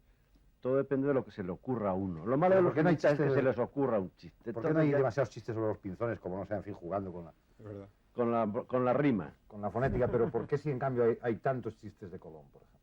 Porque es el protagonista, además siempre... Pues no sé, luego vienen los detergentes, que es otra cosa. Más alto y es más fácil derribarle. No, está una cosa. La importancia del personaje, Colón es conocidísimo de todo el mundo. y además esa manía que tiene la gente de hacerle las estatuas señalando con un dedo en Barcelona al mar Mediterráneo, Sí. pues da lugar al chiste por la importancia del personaje, por la importancia del acontecimiento. Y luego una cosa hemos tocado poco, lo de la frase. La frase es que la frase histórica, las frases grandes, se presta mucho para el humor. ¿Existe realmente la frase histórica? La frase histórica, O sea, si no se puede haber- inventa, como decíamos, Se inventa, sí. el Se modifica, se modifica, perfecciona, se arregla, pero siempre se una arregla. frase y dice, ahí va eso, se queda muy contento Claro. si no se lo inventa su alatre, su jefe de relaciones públicas, como decía antes, pero ahí queda. Y esa frase es un cebo muy bueno para el humorista porque de vez en cuando dice cosas realmente absurdas. Pasa que ahí queda, no se dice con un aire muy importante y muy... Sí, que por cierto, Colón, en Madrid, la estatua que había, ahora no me acuerdo para qué lo está, pero la que había antes estaba en el centro de la plaza apuntada para África. O sea, prueba evidente de que me parece que la cuestión de los polos y las situaciones son difíciles. Colón, por ejemplo, lo de las frases que decías tú, pues es un hombre que se recuerdan pocas frases realmente auténticas de él y además apuntadas porque él se permitió, y fue una de las cosas buenas que hizo, el tirarse los pliegos, como se dice castizamente, él directamente, sin que no hubiera intermediarios por él de aquella época. Colón yo creo que era una personalidad interesantísima, fundamental y muy importante, prescindiendo de su naturalidad, que eso a mí me parece que es una cosa de su nacimiento, que me parece que es una cosa que es absolutamente accesoria. Pero hay unas claves curiosísimas y humorísticas. Colón promete un rico jubón de paño, de Béjar, al primero que aviste tierra y luego se las ingenia para que el pobre Rodrigo... Dice que fue el que lo vio por la noche anterior, Sí, que una que- luz dijo que no vale. Sí, sí, se buscó 4 testigos y dijo, no vale, lo he visto yo, y se quedó con el rico Se jubón. quedó así. Y luego se dedica el pobre a mandar en plenas tormentas, en los diferentes viajes, los barcos se ponen a pegar saltos por todos los lados y rápidamente organiza rogativas a una virgen muy famosa que había, por lo visto, en la parte de Huelva, que yo no tengo, en este momento no me acuerdo qué virgen era. Total, que cuando volvieron aquí a Barcelona y se presentaron ante los reyes católicos, la primera cosa que tuvo que hacer toda la Diputación es salir corriendo y empezar a hacer las múltiples peregrinaciones y novenas de todas las tormentas que habían pasado. Y algún historiador dice que se tiraron 3 meses subiendo y bajando al monte los pobres marinos, cargados con unos maderos que llevaban en aquellas épocas en plan de voto o de exvoto por la salvación que había habido.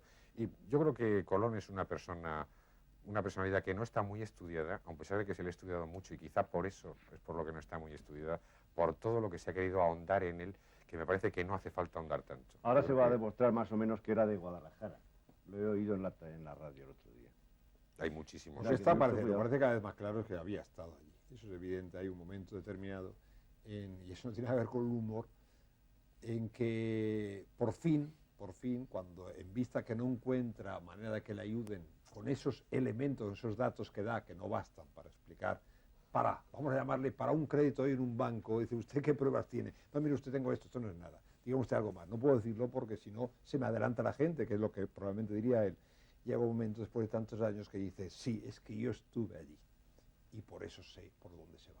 Yo creo que esa es la única cosa auténtica y poco humorística de toda la historia de Colón. Colón había estado allí, no había querido, lógicamente, decirlo hasta entonces, porque ¿cómo va a soltar la única carta que tiene en la mano para que se adelante otro? Y por fin, cuando ya lo obligan porque si no le dan el dinero, dice. Y efectivamente, la prueba es que cuando acepta la última entrevista con los enviados del rey, a los poquísimo tiempo, ya están montadas con aquel tiempo, con lo difícil que era en aquel tiempo organizar cosas del Estado, es difícil ahora, no pensemos cómo sería entonces, en poquísimo tiempo tiene 3 barcos organizados para irse a buscar un nuevo camino de las Indias.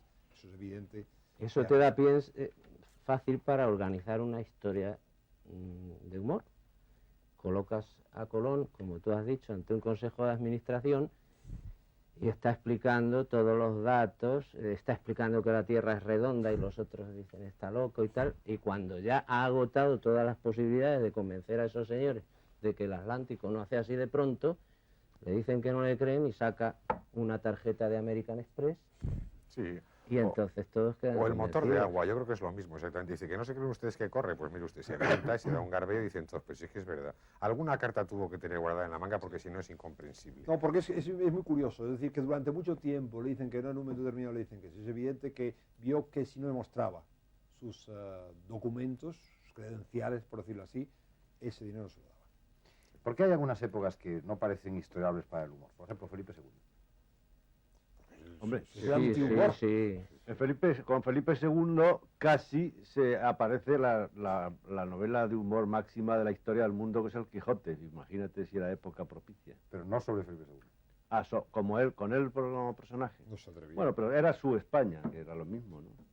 Sin embargo, es un personaje que quizá tuviera sus puntos humorísticos. Tenía todo. Verle con la gota ahí tendría que pasa que no lo sabía, tenía todo para ser... Bueno, ha sido un rey muy respetado. 6 años después. Todos los historiadores le han presentado como una figura muy respetable y el humorista no se ha atrevido con Felipe II como rara vez se atreve pues con Agustina de Aragón, por ejemplo. ¿Y por qué? Pues porque el que se atreve con Agustina de Aragón, que sería muy fácil hacer humor sobre ella, pues está cometiendo una falta de respeto contra mucha gente, ¿no? Que se dará por ofendida y con razón, ¿no? Y con Felipe II ocurre algo parecido, ¿no? Yo creo, Ángel, que concretamente en el caso de Felipe II, ya de los múltiples pecados que se le achacan, hay uno que desde luego no le perdono, que es el de la burocracia. Felipe II era un hombre que realmente durante su reinado no existe un solo documento en el palacio, vamos corriendo en los archivos, que no lleve su firma, su visto bueno o su denegación. Este hombre parece ser que hasta en misa todos los días, que oía 3 o 4 misas, se las pasaba en el reclinatorio con el sello poniendo vale, no vale, y esto quítame esto de aquí y ponme esto aquí. No, lo malo es que no decía quítame eso de aquí, que sería una decisión rápida, decía de pronto aclárese esto, mande más información, estúdiese esto, es cuando el famoso que pone al lado de lo de Cervantes, búsquese por aquí algo en que se le pueda actuar. Menos mal que eso produjo el Quijote, porque si no se va a América... Cervantes, bueno, pero eso es consecuencia también de que él hereda un imperio enorme y en el que ya no hay que andar tanto en las batallas, sino que lo que hay es que administrar todo. Es como el señor que crea una industria y él es un hombre que está en el taller, que está en contacto con los obreros, que está en contacto con los clientes y de pronto aquello crece y su hijo ya se encuentra metido como presidente de un consejo de administración dirigiendo varias fábricas que hay repartidas en toda la nación o en una multinacional. Y este fulano ya se convierte en un Felipe II, es un tipo que está manejando papeles. Y creo que... Bueno, yo creo que eso la burocracia da lugar al humor. La burocracia siempre, y crea situaciones de humor estupendas. Sí. Por ejemplo, hay un libro de Juan Antonio Vallejo Nájera, Los locos egregios, que cuenta una historia de burocracia preciosa, que un eunuco en el siglo XVIII, que sabes que era corriente los eunucos que cantaban en los coros, en las iglesias, en los teatros y tal, solicita permiso para casarse, que la cosa es no era tan sorprendente como parece a primera vista. Entonces, uno, imitando, parece ser, la letra del Papa, en el oficio donde el eunuco pide permiso para casarse, pone en el margen, cástrese mejor, y devuelve el escrito al pobre hombre que no se casó, claro. No se castró. No, pero de Felipe II concretamente, perdón un segundo, hay una cosa que es muy clara. Yo creo que precisamente el gran fallo de Felipe II es que fue un mal administrador, porque el administrador es el que sabe repartir entre la gente que le rodea las responsabilidades. Y el tremendo fallo de Felipe II fue que el famoso raudal de oro de las Américas no se vio en España y se fue a Flandes y a Génova. Pero eso no es por administración, eso es porque tenía esa obsesión. Claro. Curioso porque él había Os estáis poniendo muy serios, ¿eh? Sí. ¿Qué tiene que ver todo esto con el humor? Creo que... ¿Hablamos del Quijote? Pues sí, del Quijote se puede... Oye, del Quijote hay que hablar. Por favor. Échame un pitillo. Antonio. No ve nadie. Nos están viendo todos. Hombre, gracias. El Quijote, sí, el Quijote se ha dicho todo, ahora yo no puedo decir. ¿No? No. Bueno, entonces diré algo. Hace un rato me estabas diciendo que en el Quijote hace sátira no solo de las novelas de caballería. Lo más sorprendente del Quijote, creo yo, lo más gracioso, y yo no sé si se ha dicho mucho esto, seguramente sí, eso lo sabrá Fernando, que es el que lo sabe todo. Lo más gracioso es que el Quijote, que se considera como un prototipo del español, vamos, el español, Quijote, tal, no sé qué, resulta que Don Quijote es un señor que se vuelve loco por leer libros, cosa que ningún español hace, vamos, porque nadie lee. O sea que ya me parece que ya quisiéramos. O sea que como prototipo de español ya me parece. Tú eres testigo de que los españoles leen bastantes libros, ¿eh? No te puedes quejar. Leen poco, tampoco. Yo creo que eso es otra leyenda negra. No, pero ¿por qué entonces se crea un arquetipo ahí? Bueno, y otra cosa, que antes te he dicho, que me parece también sorprendente, no sé si sorprendente, pero admirable y chocante, que El Quijote, que es una novela para reír, porque la intención de Cervantes es que la novela era una novela de risa, aparte de todos los valores que tenga, que no se discuten. Pero eso fue lo más dramático que le pasó a Que se Cervantes. escribió en una época tan oscura, tan triste, tan miserable, y que surgiera ese monumento de risa en esa época y en este país. Me parece que eso es admirable. Pero es que la gente lo vio como un momento de risa en los primeros tiempos, es decir, hasta el 18 Sí, claro. la gente no empieza a ver en el Quijote lo que tiene. Claro. Y la prueba de Te eso digo, es te que digo. nunca Cervantes es aceptado por sus pares. Los intelectuales de la época no lo aceptan Porque lo nunca. toman Me parece una cosa que dicen, no, cómico, en primer lugar, un pero nos señor olvidamos cómico, que la novela además era un género secundario entonces. Es decir, lo importante era un Lope de Vega, sobre todo un Góngora, que era el más respetado de todos. La poesía, y lo hablamos ya de la filosofía. Entonces la novela era precisamente procedente de los tiempos de los libros de caballerías, era de entretenimiento, de diversión. Entonces decían, mira qué gracioso. De evasión. Exacto, lo que hoy se llamaría de evasión. Y entonces la gente tenía un éxito tremendo, y eso yo le llamé una vez en una biografía de Cervantes el desdichado triunfador, porque es que en realidad como escritor tuvo un éxito fabuloso. Hay que ver lo que es, que a los 2 o 3 años me parece, ya le traducen en Inglaterra. Hay que ver lo que es eso, en ese tiempo.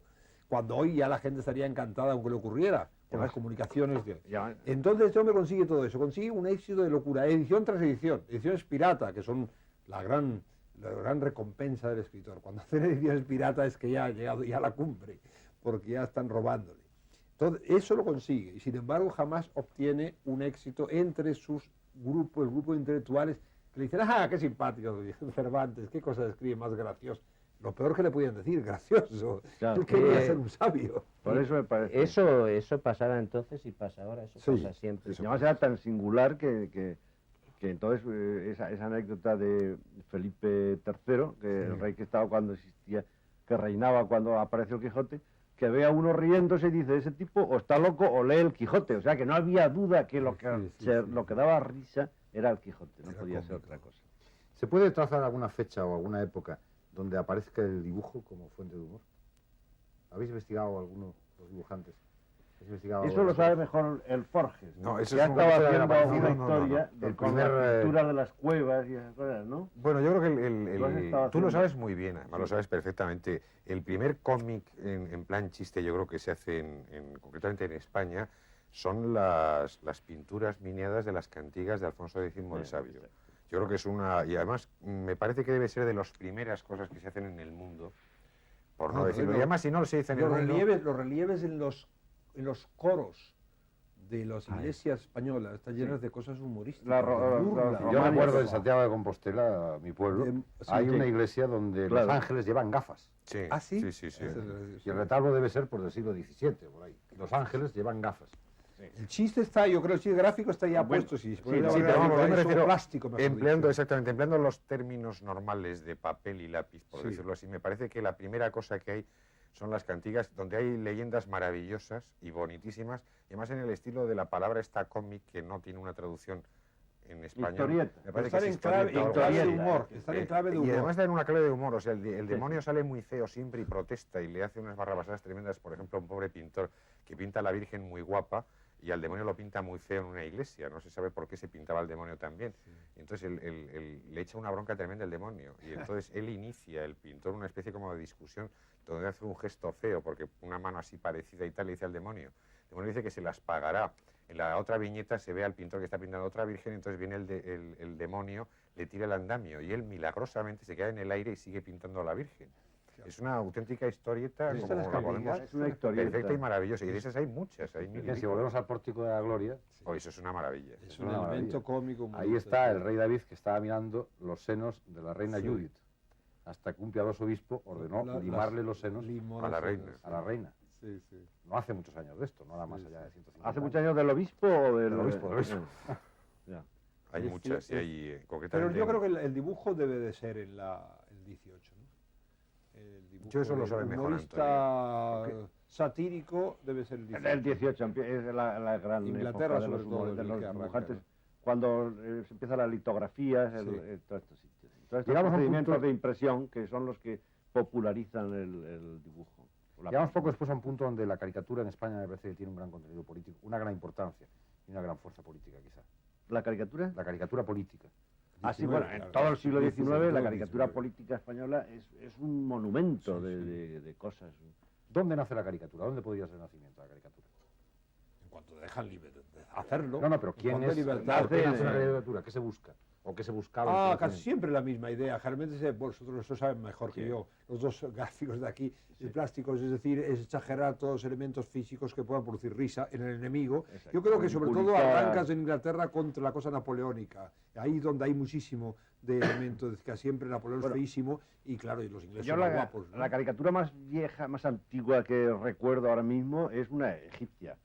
Entonces, los egipcios, sabes que toda esa galería de dioses son todos elegantes, finos, delgados, aunque tengan cabeza de animales o de tal, pero son todos, menos uno que es un monstruo cabezón, bajito, regordete y patizambo, que no se sabe por qué es el dios del matrimonio. Esa es la primera caricatura que yo recuerdo. Vamos a adentrarnos un poco más en nuestra edad más cercana. Estamos en el 19 con que la caricatura política tiene una verdadera importancia, pero también sin duda las sátiras, aquellos volantes, aquellos billetes que alguien escribía en algún lado, que aparecía en algún periódico. Sí, bueno, en una época en que resulta peligroso el publicar con firma sátira, pues es cuando más se difunden, y se difunden por el procedimiento casi de las oraciones esas que recibes por correo y que te dicen que hagas varias copias y las repartes. Entonces se hacían ediciones monstruosas, porque en días llegaba una sátira de estas dentro de un país de norte a sur y la conocía todo el mundo, algo que pasa hoy en los países del este, por ejemplo, donde hay toda una bibliografía hasta de libros así de gordos que se reparten por este procedimiento. Llegamos a las guerras y algo que parece que tiene tan poca gracia como es la guerra, pues ahí está, por ejemplo, pues un Gila que hace toda una antología de lo que es la guerra. Ahí están, no sé yo qué citar, pero sí. Bueno, el humor moderno español nace en la guerra con la ametralladora, en la cual colaboran los hombres del Gutiérrez, que era un semanario de humor anterior a la guerra. Entonces, ahí está Miura, Tono, Álvaro de la Iglesia, que era un niño y empezó a colaborar allí, Edgar Neville, todos los que luego serían los grandes de la literatura de humor española, haciendo un semanario de humor para los combatientes, y por eso se llamaba La Ametralladora, y que no tenía nada que ver con los problemas ideológicos, no, era el humor de la codorniz. La codorniz es la heredera directa de La Ametralladora. Era más política, era más directa. Era muchos chistes políticos que era al mismo tiempo que hacían en el otro lado, la esquella de la torracha en el otro lado, pero la mayor parte del contenido de La Ametralladora era humor. Era un elemento de evasión, efectivamente. Pero allí nacen los dos tipos de caricaturas. Pero no lo hacían gente que estaba en el frente, sino gente que estaba en San Sebastián. No, dirigido al frente. En cambio, la guerra sí es motivo para los humoristas, lo ha sido siempre, mucho tiempo. La guerra, la muerte, el hambre, todas esas grandes cosas catastróficas han sido una fuente de humor. Siempre, sobre todo en España. En España todo el humor... No, en todo el mundo. Y los velatorios. En la Guerra Mundial, Estados Unidos, hay un tipo que dos soldados hechos polvo que siempre están... Y están toda la vida, Molding se me parece. Y entonces esos tipos que están siempre destrozados, hechos polvo, y de pronto le dice uno al otro en una trinchera, lluvia, frío, hambre, y de pronto, ¿y tú por qué no eres una chica guapa?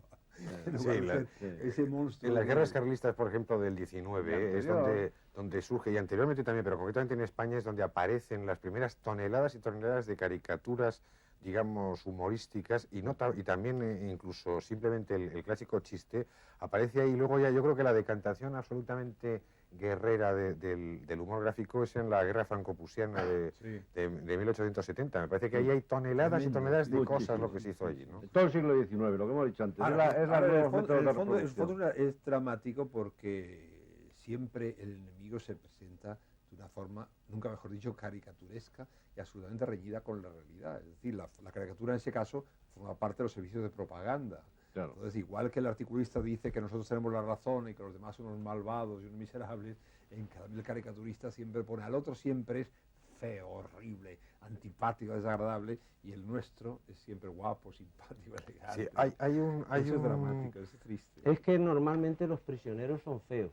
Claro. Y la visión que tienen... Están sucios, derrotados. Están sucios. Como dice Chumi, eso es lo malo de los pobres. Están, exactamente. Entonces la visión que tiene del enemigo normalmente es la del prisionero que llega.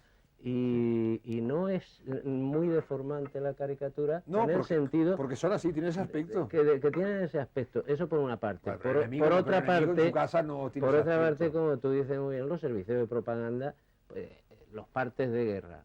Dice, hoy el enemigo ha bombardeado nuestra retaguardia y ha matado a tantos ancianos y a tantos niños. Sí. Eso siempre. Sí, hay un italiano que se llama Bompi, creo recordar, que es un gran comiquista o historietista, que tiene un famoso cómic en Italia que se llama Sturmtruppen, que es algo así como pelotón o algo así, y relata las hazañas episódicamente flácidas de un pelotón de alemanes en la Segunda Guerra Mundial, y que están absolutamente, no entienden nada de lo que está pasando, y ocurre que viene, por ejemplo, su general y les pregunta, ¿qué preferís? Están todos formados allí, pan o mantequilla o cañones, y dicen, 2 cañones, y se les ve desayunando con unos cañoncitos muy pequeños en la tostada, y estoy diciendo, algunas veces pienso que nos deberíamos callar y tal.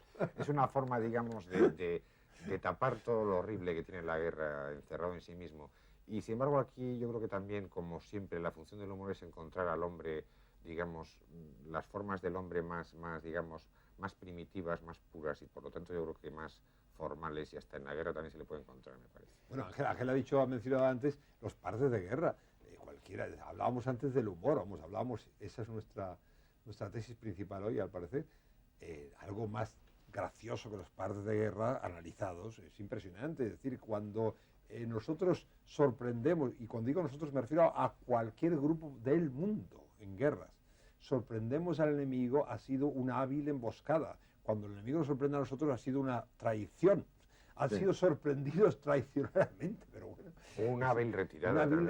Una hábil retirada en lugar de una huida vergonzosa, es la diferencia. Y hay un pasaporte para el humor, o sea, el humor tiene un pasaporte. Hay el lugar común, que probablemente se hayan preguntado ustedes 1000 veces, que es el que un español cuando se cae por las escaleras es motivo de hilaridad para todos los que le ven Pero eso todo el mundo. Y un inglés también. Eso todo el mundo, eso todo el mundo. La caída de un hombre, de un ser humano, siempre produce gran hilaridad. La del caballo siempre produce gran tristeza. Eso sí. Bueno, hay sitios donde incluso cuando se queda al suelo le rematan a paraguazos, pero vamos. O sea, hay algunos sitios que están peores que aquí, otros mejores, depende.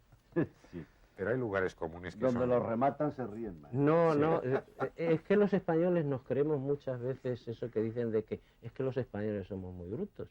Y ahí tenéis a los hinchas de los equipos de fútbol ingleses, gente tan civilizada, tan convivente como los ingleses, y tienen ahí una generación de aficionados a fútbol que son Atila con caballo, nada más. Como dirían los ingleses, asaz molestos. Asaz molestos, sí. Estamos ya casi llegando al final. ¿Sería posible que los historiadores alguna vez, a lo mejor lo hacen, pero lo harán a escondidas probablemente? Usted puede decir si es verdad o no es verdad.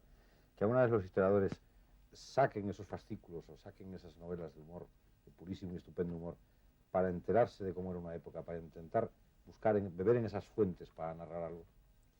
Como fuente, es decir, como elemento de considerándolos tan serios, aportación tan seria a la historia como la de su propia. Claro, porque mi teoría ha sido siempre, hace muchos años, lo he repetido muchas veces, es que la historia no es solo una sucesión de hechos, sino una sucesión de estados de espíritu. De la novela, en un momento determinado, hablamos antes del Quijote, es un elemento importantísimo para analizar un ambiente determinado en un momento determinado. Pero claro que es importante. La novela forma, como la poesía, forma parte íntegramente de la historia, es decir, con lo que se refleja en esa novela, en esa poesía, en ese poema, indica lo que pensaba la gente en ese momento de ese acontecimiento. Equivocados o no, eso da igual, porque además tampoco lo sabremos nunca. A lo mejor nos equivocamos, somos nosotros al mencionarlo ahora o al juzgarlo ahora, pero evidentemente para mí eso es la auténtica historia. Es un punto de referencia en el cual coincidían todos. Pensábamos eso. Cuando Cervantes dice, por ejemplo, el Quijote, en Alemania hay libertad de religión, Entonces, el 80% de la gente ha leído y ha dicho, hombre, eso quiere decir que este señor está a favor de los protestantes. Y no se da cuenta que cuando Cervantes dice eso, lo condena, porque tener libertad significa poder elegir lo malo, poder elegir el camino equivocado. Claro, eso es muy difícil, lo que me refería antes, pensarlo desde nuestra idea de hombre liberal de hoy. Ese hombre en ese momento decía, hay que ver qué malos son, tienen libertad, que pueden elegir lo que no debe de ser. Tenía una idea general. Quiero decir siempre que hay que ponerse en ese camino. Y en ese punto concreto, la novela, la poesía, el teatro, son elementos muy, muy importantes para el historiador. Por ejemplo, Ángel Palomino, cuando escribe de humor, ¿sabe que está de alguna manera escribiendo historia? No, yo lo que sé es que estoy reflejando mi entorno, la gente que me rodea. Es decir, yo cuando escribo Divorcio para una Virgen Rota, nace de una cena en la que estoy con varios amigos, que son todos matrimonios muy respetables, pero que solamente de las 10 parejas, 8 están casadas. De aquella cena luego, sucesivamente, se fueron casando bastantes de ellos, en cuanto pudieron. Entonces, no, estoy haciendo historia, pero no es ese mi propósito. Lo que pasa es que si soy fiel a la verdad y lo interpreto con la justeza que debe uno tratar de conseguir al pintar a los personajes, al describir las situaciones, como decía Fernanda hace un momento, ahí queda un documento válido para el historiador, que no solamente se va a tener que detener en que en tal fecha se produjo en España la sucesión del trono, sino cómo era la España de entonces, cuál era la situación de las parejas que estaban en aquella época, ya empezaban a estar tan normalmente vistas, tanto si estaban casadas como si no estaban casadas, siempre que fuera una pareja que se comportara correctamente. Eso está en la novela. Ahora, yo no, ni se me ha pasado por la cabeza escribir historia, porque me parecería una pedantería y porque esto influiría en mi manera de inventar una historia, porque entonces estaba haciéndolo con unas pretensiones científicas y didácticas que se cargaban la novela, vamos. Pero lo haces involuntariamente. Claro, involuntariamente. Tu novela, sale. por ejemplo, tu novela Zamora y Gomorra, sí, ahora no la escribirías porque no podrías, porque claro, ya no pasa. Claro, porque ya no es así. Lo que aquello que pasaba en esa novela ya no pasa ahora. Igual se puede decir ese momento preciso, por ejemplo, con lo que dibujan. Nosotros hacemos lo mismo, sí, ¿no? Pues igual, ¿no? Lo mismo. Y lo mismo un cantero. No, sí, lo que digas. Tú dices, por ejemplo, Antonio, perdona, tú, por ejemplo, ahora mismo, de algunas cosas de hace 15 años, o tú, vosotros, Antonios, ¿te parece como muy lejano? Hay unas que sí y otras que no. Hay unas que son absolutamente lejanos, incluso las del mes pasado.